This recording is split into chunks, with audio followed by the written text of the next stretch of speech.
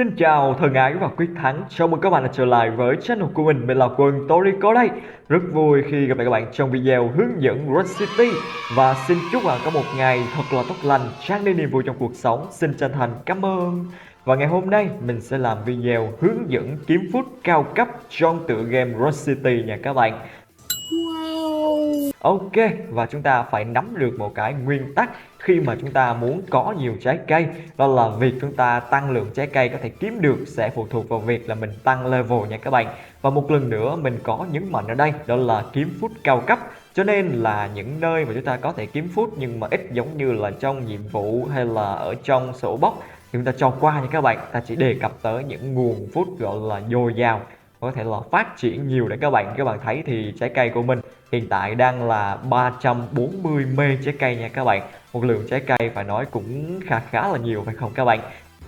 Ra gì đấy. Vậy nên ngày hôm nay mình sẽ chia sẻ cho các bạn về việc là chúng ta có thể kiếm phút cao cấp trong tựa game Rust City như thế nào.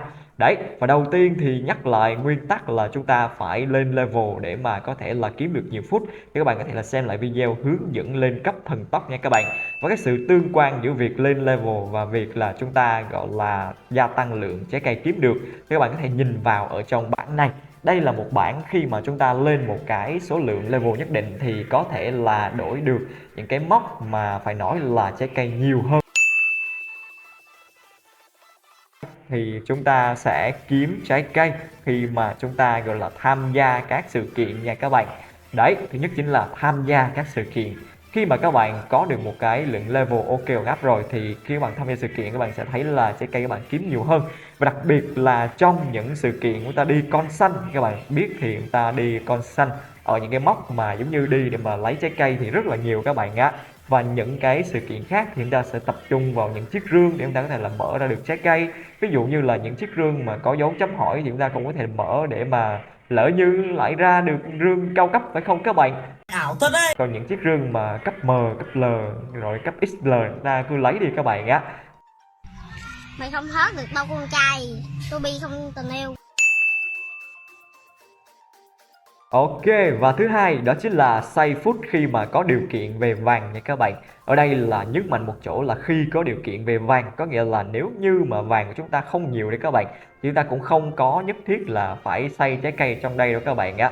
Vì thực tế thì trái cây trong đây chúng ta tiêu tốn rất là nhiều vàng, nhưng mà đổi lại lực lượng trái cây thì ngày xưa là nhiều thôi, chứ còn giờ là cũng không có bao nhiêu hết các bạn. Nhưng nếu giả sử các bạn là một người chúng ta có rất là nhiều vàng, đấy các bạn có, nói chung là vàng các bạn thu hoạch mỗi ngày rất là lớn, thì chúng ta có thể là trồng cây 20 mê nè, để mà chúng ta có thể là thu hoạch mỗi ngày nha các bạn. Thì khi đấy chúng ta cũng được một cái gọi lượng trái cây cũng gọi là kha đấy các bạn á, cũng từ gọi là hơn, nói chung là tầm 1 mê 8 tới 2 mê trái cây khi chúng ta gọi là thu ở trong đây các bạn. Các bạn có thể là áp dụng vào đó là trụ để chúng ta có thể là giảm cái khoảng thời gian skip xuống là 8 giờ. Còn nếu mà các bạn muốn xài một cái combo mà đơn giản hơn thì có thể là xài combo xay 3 mê trái cây cũng được. Thì nói chung lượng trái cây chúng ta không có kiếm nhiều bằng ở trên, nhưng mà cũng gọi là kiếm xương xương, gọi là có gọi là các bạn á. Ôi trời ơi. Và tiếp theo đó chính là xem quảng cáo nha các bạn, cũng là điều thứ ba. Rồi, xem quảng cáo thì các bạn biết là trong chiếc rương quảng cáo chúng ta có thể kiếm được rất nhiều vật phẩm, và kể cả là những vật phẩm sự kiện hay là mở rương ra rồng cũng rất là ngon phải không các bạn? Nhưng mà chúng ta cũng có thể kiếm được trái cây ở trong đây với một số lượng rất là nhiều nếu như các bạn có thể là canh giờ và xem quảng cáo thường xuyên nha các bạn. Ở đây thì nói chung là xem rương này đa phần ta mở cũng ra trái cây các bạn ạ. Nhưng điều mà chúng ta đang hướng tới đó chính là một cái mốc ở phía xa, và phía xa nữa các bạn á. Có lẽ nào chính là nó. Đấy, nếu như mà các bạn gọi là chúng ta chưa để ý thì khi mà các bạn xem tới gọi là quảng cáo cuối cùng ở đây, các bạn sẽ có một chiếc rương XL. Và như rương này của mình thì mình đã có thể là kiếm được 5 mê. Và nếu như quảng cáo này mỗi ngày chúng ta đều reset lại như vậy thì mỗi ngày các bạn xem quảng cáo thì chúng ta ít nhất cũng kiếm được cái rương ở phía sau là nhiều rồi. Chưa kể những cái mốc mà các bạn đến đây. Đấy thì các bạn thấy là ở những mốc này là 27k thôi, nhưng mà cứ 10 cái mốc này thì đã là 270k rồi. Nhưng mà nói chung là phải gọi là siêng năng xem quảng cáo nha các bạn. Và cái quảng cáo này nó cũng gọi là đồng nghĩa với việc là các bạn có thể xem quảng cáo để mà x2 trong những lúc mà các bạn đi sự kiện, lấy được những chiếc rương ngon, hoặc là đi tới những mốc mà có nhiều trái cây thì chúng ta có thể là xem quảng cáo để mà lấy nhiều trái cây hơn nữa. Còn x2 gấp đôi canxi để làm gì, phải không các bạn?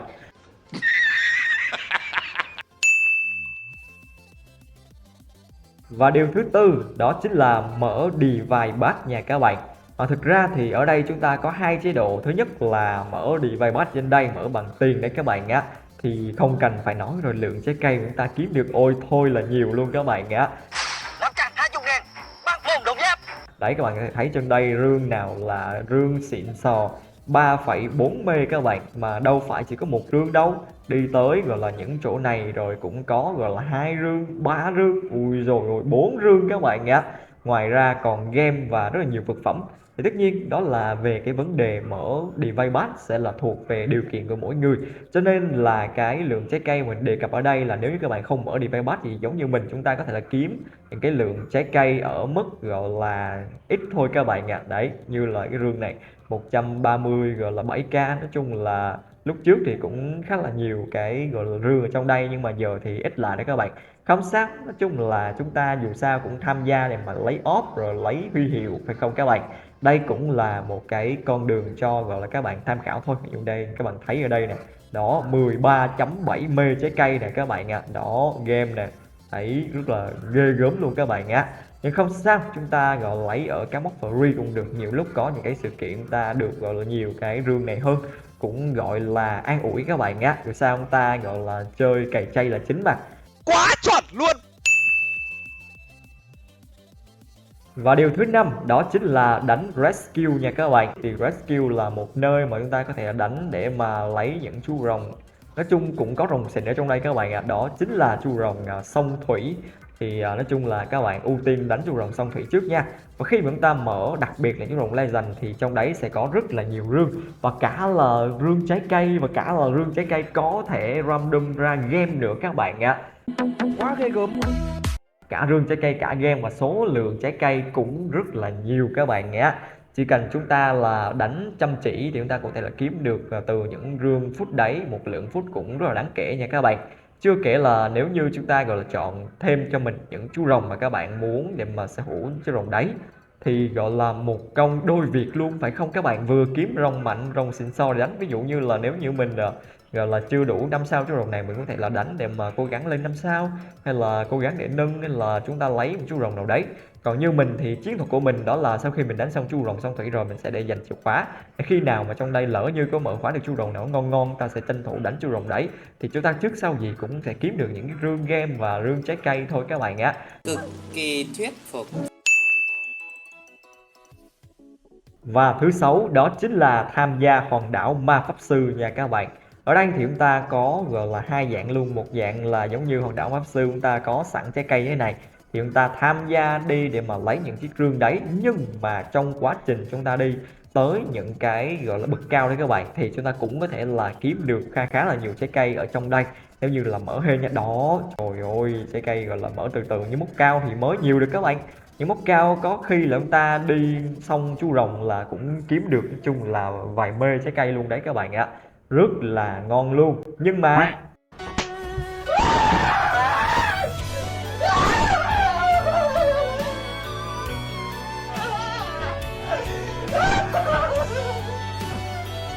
đấy, cái gì cũng có giá của nó các bạn. Đây thì chúng ta chỉ đi khi nào mà thấy mình có gọi là một cái gì đó thuận lợi các bạn á. Ta đi lên một cái ải nào đấy cao cao mà không có bị hù, rồi sau đấy chúng ta canh đâu đồng ghém nhiều lượng game để vừa lấy vật phẩm mà vừa lấy trái cây luôn. Đấy, để chúng ta không có bị lỗ nha các bạn. Đó là một nơi chúng ta có thể là unblock lượng trái cây nha, nhờ vào nhân phẩm may mắn nữa các bạn nhé. Emotional damage. Và điều thứ 7 cũng là một điều rất là thú vị đấy các bạn ạ. Đó chính là thành lập dàn farm food cần phải được phân tích chuyên sâu, phải không các bạn? Đó là như các bạn đã biết thì trong tựa game Roxy chúng ta sẽ có nhiều chú rồng có khả năng là sản xuất trái cây. Và chúng ta chỉ cần là có nhiều chú rồng đấy, và những chú rồng đặc biệt là có năng suất sản xuất trái cây cao thì lại càng tốt các bạn nhé. Và các bạn hãy canh khoảng thời gian đó là 6 tiếng chúng ta vào thu một lần. Đó chính là cái khoảng thời gian mà lượng trái cây của chúng ta đã gọi là đạt tới đỉnh điểm các bạn á, để mà có thể là thu hoạch trái cây. Và khi đấy thì chúng ta sẽ có thể là thu hoạch xong rồi chờ đợi một khoảng thời gian sau, mỗi ngày thu hoạch vài lần thì có thể gia tăng lượng trái cây lên rất là nhiều các bạn. Như các bạn đã thấy thì mình cũng có khá là nhiều những chú rồng có thể là sản xuất ra trái cây nha các bạn. Giờ mình sẽ thử thu nhẹ một phát. Chứ là mình không có chuyên về lập dàn farm trái cây, nhưng mà chắc với lượng trái cây rồng này thì cũng tương đối các bạn ạ. Đấy, một lần mình thu lại kiếm được 20 trái cây ngay các bạn ạ. Wow, quá tuyệt vời, mà cứ 6 tiếng mình vào được 20. Mà cái tháp này thì kiểu giống như là chúng ta cứ 4 tiếng hồi một lần, thì chẳng phải là cứ canh giờ vào thu là chúng ta đã rất là nhiều trái cây phải không các bạn? Nếu như mỗi ngày có gọi là 24 giờ thì chúng ta đâu có cần thiết là phải vào mỗi ngày đúng 4 lần nữa các bạn, và thu trái cây đúng đỉnh điểm đâu. Chúng ta chỉ cần thu được khoảng tầm 3 lần là cũng ngon rồi các bạn, chăm chỉ thu là cũng ok. Nhưng đây là trong trường hợp chúng ta lập dàn farm vàng ở đây, dàn farm trái cây ở đây là mới farm nhẹ thôi các bạn á. Tại vì thực ra là mình có những chú rồng sản xuất trái cây nào thì mình cũng gọi là để ra để trưng thôi, sưu tầm thôi, chứ chưa phải là lập dàn trái cây thực sự các bạn. Nếu mà muốn lập dàn farm trái cây thì các bạn có thể sử dụng cái lượng orb của mình, đó là lượng orb Joker Legend nha các bạn, để chúng ta spam ra một chú rồng có khả năng gọi là sản xuất trái cây khá là ngon. Đó chính là chú rồng Positive hoặc là Negative nha các bạn. Đây, chú rồng này chúng ta có thể là nâng lên một cái level nào đấy, và nếu mà level 40 thì càng tốt nha các bạn, để mà có thể là thu hoạch trái cây. Và các bạn có thể là nhân giống chú rồng này lên cũng được luôn các bạn. Cứ mỗi lần dùng gọi là Observer summon đến một cái lượng đó, ví dụ như là một chú rồng Legend 5 sao là sẽ cần một chú rồng và 2k orb phải không các bạn? Thì bây giờ mình đổi chú rồng ra sẽ được 21 chú rồng Positive. Wow, ta chỉ cần có một chú rồng, hoặc là chúng ta chỉ cần có gọi là một mảnh đầu tiên thôi là chúng ta bắt đầu là có thể là từ từ đi lên được các bạn ạ. Trời ghê chưa? Ghê chưa? Và tất nhiên là nếu như các bạn không sử dụng những rồng Positive và gọi Negative cũng được, giống như mình thì chúng ta cứ có chú rồng nào mà sản xuất được trái cây chúng ta cứ để ra thôi. Ok, và sorry các bạn, nãy giờ mình đọc nhầm tên của chú rồng Negative thành Negative các bạn á. Đấy, thì là chân dung của hai chú rồng Legend có thể là sản xuất trái cây và có thể là nhân giống spam các bạn á. Rồi ok, chúng ta sẽ đến với lại điều thứ 8, đó chính là tham gia rương xấu trong nhiệm vụ clan. Chính là nơi đã giúp cho mình có rất là nhiều trái cây luôn các bạn á. Đặc biệt là chúng ta đã đến từ những cái nhiệm vụ như là nhiệm vụ ấp trứng và language, hai nhiệm vụ này đều gọi là cho chúng ta trái cây luôn các bạn á.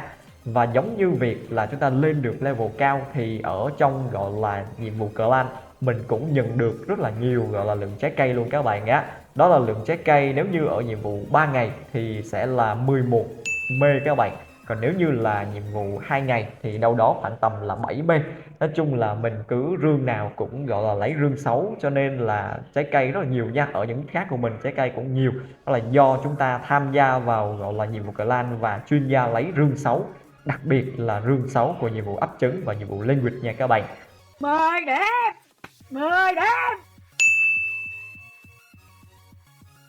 Và điều thứ 9 đó chính là mua food nha các bạn, chính là mua trái cây, dùng game mua trái cây đấy các bạn á.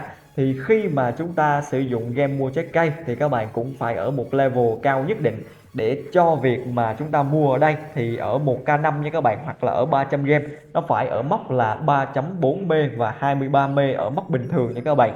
Và các bạn chỉ mua trái cây khi nào mà chúng ta có gọi là sự kiện X4 thì mới mua nha các bạn. Và chúng ta chỉ mua khi mà cần thiết nha các bạn. Kiểu giống như là bình thường bây giờ mình cảm thấy là mình kiếm được rồi, mình không nhất thiết là phải mua được. Như hồi trước là có những cái sự kiện như là giảm giá 50% khi mà cho rồng ăn thì mình mới gọi là kiểu mình mua để mà mình tham gia sự kiện đó, càng tham gia càng lời mà.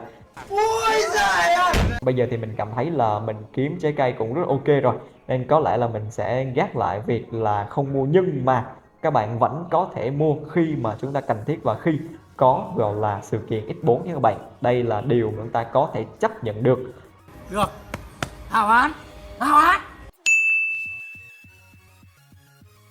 Và điều cuối cùng chính là điều thứ 10 nha các bạn, cũng là một điều khá là thú vị.